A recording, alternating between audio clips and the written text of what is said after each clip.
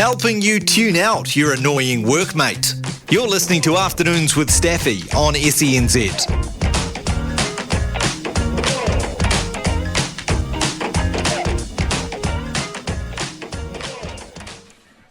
Right, we're going stateside now. Very, very cool to talk to the beat writers as we do. And today we've got Ed Easton Jr. He is a Kansas City Chiefs beat writer, podcast host. He's up to his eyeballs in Kansas City Chiefs. And he joins us now. Ed, I'm so pleased we get to talk to you because you won. You won. Hey, Staffy, thank you for the invite, man. And yeah, it was a big win for the Chiefs. Did you expect that to be like that? Because a lot of people thought the Chiefs' run was going to come to an end. You know, that's been the talk, especially during the offseason and just the different things that have been going on with the team and not seeing improvements on offense regarding wide receivers and just the same efficiency they see in the past. And a lot of the people that have watched the Chiefs over the last couple of years have been spoiled by how great Mahomes has been and just bailing the team out, putting up the big points, doing the amazing plays. This season was a little different. The defense pretty much led the way, so it changed the dynamic of the team. Some people didn't see him as such a powerhouse, and then you had a team like Baltimore, which had all the offense, all the momentum. So it was a big surprise for most people, but for me, I've been following the team throughout. You've seen that they never really bought into it. They were always positive about what was going on, even during the bad times. There's a team that's sort of comparable in New Zealand in our rugby, and it's the Crusaders. And they can play not brilliantly this season, but they're a playoff team. I feel like Pat Mahomes and the Chiefs have got that moniker as well. He's playoff Pat, isn't he? Oh, yeah. He's always up for these big moments, and he loves the criticism. Everyone's talking about he never won a road postseason game heading into this postseason, and he won back-to-back in huge hostile territories in Buffalo and in Baltimore. So he loves these moments. This is big for him. There was a lot of talk coming out of America that they thought if Patrick Mahomes played quarterback for the Ravens instead of Lamar Jackson, the Ravens win that game. Is he that good? You know what? He is that good. It's just the mentality that he has. And I know a lot of people that watch the game, sometimes, yes, he gets a little bit hot-headed on the sidelines, but when it comes down to those big moments where you have to make a big play, whether it's running or finding that open receiver, he's very cool and collected. He knows his teammates. He knows what they're able to do. He's willing to take those different chances. Now, that's not a knock against Lamar Jackson. I mean, I believe he's going to be the league MVP. We'll find out sometime in the next 2 weeks, but Patrick Mahomes is a different type of breed. He knows he wants to win. He'll do whatever it takes. He has trust in his players. It's such a big thing. Just an example of that, the play to end the game to Marquez Valdez-Scantling down the field, the receiver was struggling the entire season, and he never gave up on him. And guess who makes the AFC Championship clinching play? Marquez Valdez-Scantling. So that's just Mahomes' mentality. I'm not saying Lamar Jackson doesn't have that, but Mahomes just finds a way to make everyone better. I want you to glance at the other game on the other side where Detroit, I think they were 21-7 at one point. And yes. Detroit's my second team. Bills is my first. I'm just laying it out on the table. I thought it was going to be the Bills' year for the first time in just about forever. A very good friend of mine, she'd paid to go to San Francisco to watch her Detroit Lions. And at 21-7, I texted her and I said, "Let's go Lions," and they capitulated. What happened in that game? Well, you know what? I first want to say I apologize that you had to sit through that. That was a rough watch if you are a Lions fan.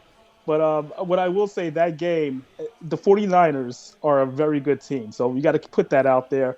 You got Christian McCaffrey. Brock Purdy is more than just a game manager. He knows how to win in big moments. And you're on the road. If you're Detroit, you're on the road. You have a team like the 49ers down. You got to keep the pressure on. And this was the first game I think I've seen all season where Detroit really didn't continue with their game plan. They kind of just were playing almost not to lose. You know, the aggressive nature in which they usually play didn't show up until the end of the game, which probably cost them a little bit. And Dan Campbell was under a lot of fire because of the decision not to kick the field goal and to go for it on fourth down when it's a situation where you need to tie the game just to extend it. That's going to come back to haunt them with a lot of coaching decisions at the end. But this is a talented squad, and there's a good chance they could be back in this situation next year. So into Super Bowl, I know we're a couple of weeks away yet, but if the 49ers said, Ed Easton Jr., we're going to give you $3 million, tell us how we beat the Chiefs. What will the scouting report be on the Chiefs, how the Niners can get it done over Patty Mahomes and the Chiefs?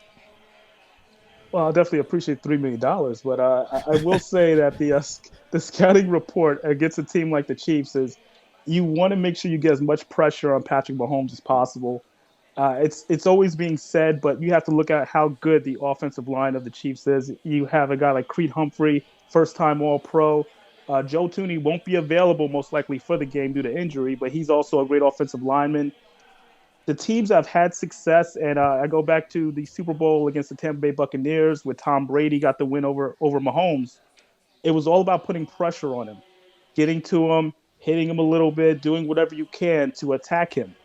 Because Mahomes is one of those players that if he has just the extra bit of time, he's gonna make you pay, whether he's running the football or he's finding Travis Kelce, who finds a way to get open. Sometimes Kelce runs away from the route that they originally planned, and he just looks at Pat's eyes, and they just have this connection that a lot of defenses can't figure out. So if you're able to just get in Mahomes' face and just throw him off even a little bit, it helps your chances. But that would be the best case scenario. Tampa Bay kind of set out the template for how to really get to him and how to make it tough. We're talking to Ed Easton Jr., Kansas City Beef. Right, I can see my producer, Sammy Hewitt's just put his headphones on, which usually means Ed, he's got a couple of questions for you, Sammy. Well, you mentioned it at the start of the show, Staf, a lot of talk about Brock Purdy and being as young, and he was drafted, they call it Mr. Irrelevant, Staf, because he was the last pick of his draft class, and now he's going to be playing in a Super Bowl. But on the other side, Ed, in their first Super Bowl, Taylor Swift, her first season with the Kansas City Chiefs, she is going to a Super Bowl. We think that is the big question. Can she make it from Japan to Las Vegas in 17 hours or something to make it in time for the Super Bowl? Well, I believe that is probably one of the biggest questions heading into the Super Bowl outside of the actual teams playing. But the belief is that she will make it. That seems to be the indication from the different sources that are saying that they are close to her people and in regards to her plans, but she does intend to be there, so it should be interesting. Can you tell us, as someone who follows the NFL very closely and obviously the Kansas City Chiefs, just I guess how you viewed the whole thing this year? Like, it's really taken over, certainly people who don't pay as much attention to the NFL, but even those who do, it's like it's just invaded your social media feeds. I mean, every Kansas City Chiefs game, there just seems to be more about Taylor Swift and Travis Kelce than there is about the game itself. As a football writer, is that a little bit annoying, or have you sort of embraced the storyline this year? I've actually embraced it.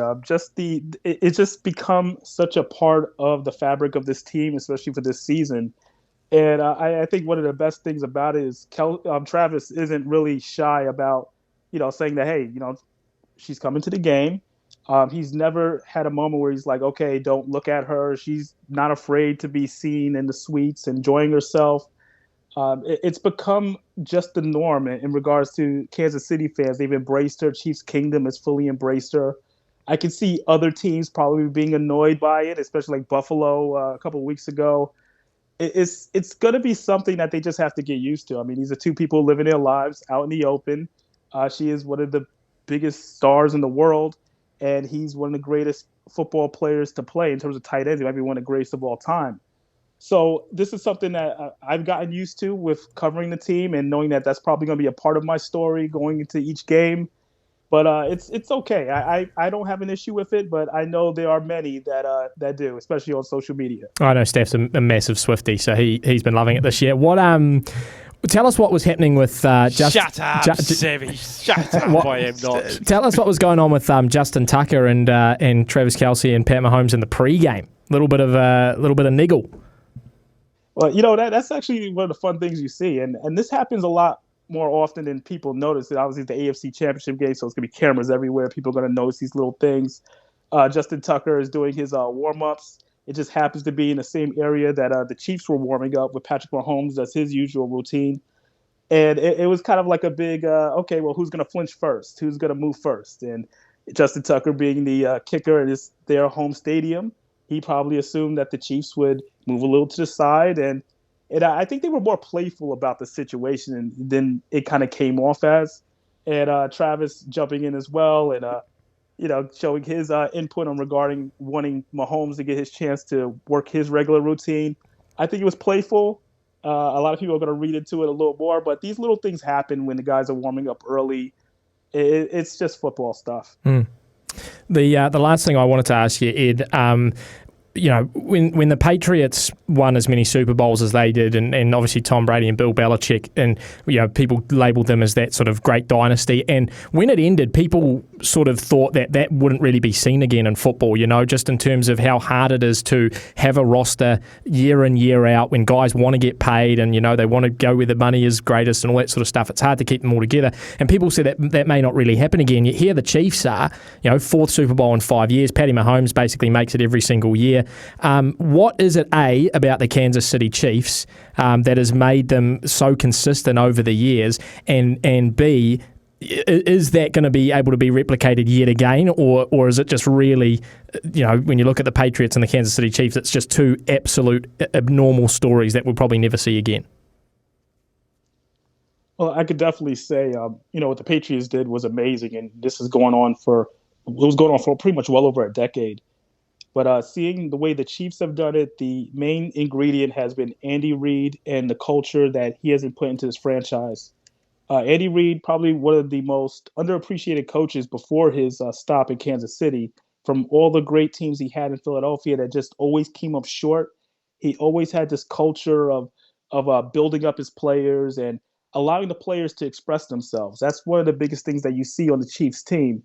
A guy like Travis Kelce, who has all the expression in the world, as you guys see on the field and off the field. Patrick Mahomes as well.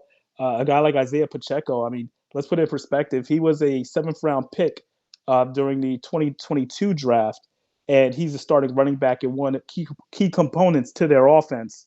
And what made him so successful was that he's able to be himself. He's able to be, just that guy they need to just have that edge, that extra attitude. Andy Reid allows the players to be themselves, and it's the culture that they've had where, hey, I'm going to trust you to just get the job done, but you can still be the person that you are. You don't have to feel like you're stuck within the franchise's mindset of you. You don't have to feel too buttoned up. He is big on that, and the players love it. The players love playing for him, and this is why you see so many of them wanting to stay, wanting to work out deals, wanting to do different things to keep this train going. So Travis Kelce, I keep bringing him up, but he's one of those examples where he could have made a lot more money elsewhere. But he wants to play with Patrick Mahomes. He wants to play in this system, playing for Andy Reid. So that's one of the biggest reasons why there's that continuity and why the team is there every single year. You talk about 6 straight years in the AFC Championship game. But will it ever happen again? It'll be tough. Just like you said, free agency and the different transactions and things that can happen in regards to what players want to make money-wise, it makes it tough. But the way that we are watching this Chiefs team, it's kind of a once-in-a-lifetime type of situation. We got to just appreciate the moment.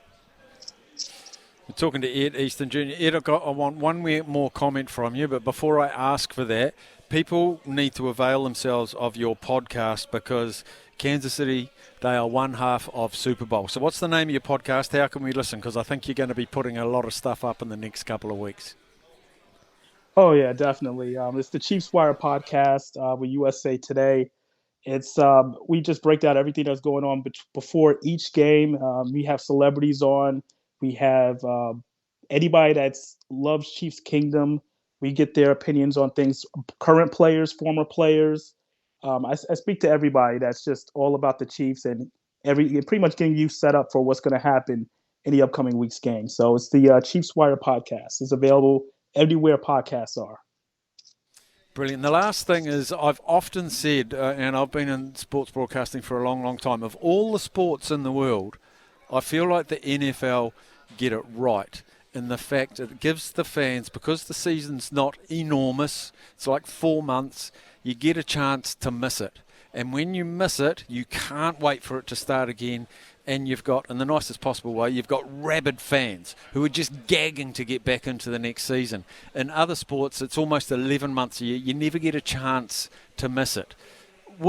Your comment on that, And would you want any change to the NFL scheduling and that sort of stuff, or do you think you got it pretty right? I think the NFL has got it right. They had a change not too long ago. I would say about 2 years ago, changing to have it be a 17-game regular season instead of 16 games. So they've known that these little changes here and there help, but fans are into it. The players have adjusted to this recent schedule change where you're seeing more availability of the games on different networks and different days, different times. This time span in which they play, it kind of gives each game means so much in the NFL, and that's part of the charm of it. You know that if you miss this game or if you miss this moment, you're never going to see it again, and it's just one of those things that make the NFL stand out from other sports and other leagues, I should say. Is just it's such a moment that you don't want to take for granted because you want to see this game, you want to see this matchup, whether it was Mahomes and Brady a couple years ago because Brady might retire. You want to see all the great young quarterbacks have their moments against each other because these moments may not happen again. So the way the games are set up, where you don't know, it's not always the same schedule unless you're in a division every year. It adds an extra kick to your viewing experience. So I think the NFL knows what they're doing in regards to reaching out to their audience and keeping everybody invested. Ed Easton Jr., it's been an absolute pleasure to chat to you today. I wish your Chiefs all the best now that the Lions and more particularly the Bills are gone. I'll even let myself cheer for them because you've taken time to chat to us today. Definitely appreciate that. Thanks, man. We'll stay in touch. All right, definitely. Thank you. Ed Easton there. Oh, fantastic. I love talking to the American sports journos about their teams, Kansas City Chiefs. Do check out his podcast and you become a bit more familiar with his team. And do remember that the Cav on College Hill there in Ponsonby, they've got 16 big screens, they got chicken wings, they got pork belly bites, they got Budweiser buckets. You can do that. For the rest of the country, if you want to catch your NFL, you can get Game Pass on DAZN, DAZN. You visit nfldazn.com/NFL. Have a little look. If you're a massive NFL fan, that's what you want to surround yourself with. That's our NFL chat for now. We are live at NZB's Karaka yearling sales. They are on right now at the Karaka Sales Centre, nzb.co.nz. Karaka 2024, where winning begins. We'll take a very quick break. I'll be back. A few text messages to get through, etc.